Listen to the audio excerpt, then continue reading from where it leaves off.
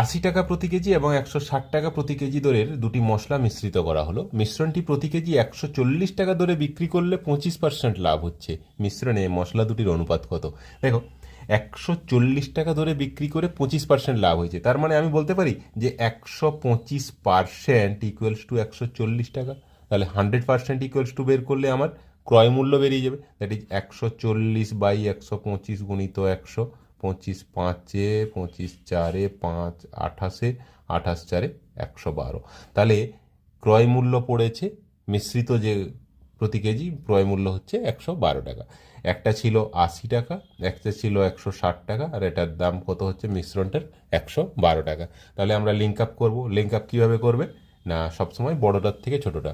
112 থেকে 80 বিয়োগ করলে কত হচ্ছে? 32। আর 160 থেকে 112 বিয়োগ করলে কত হচ্ছে? 160, 50, 48।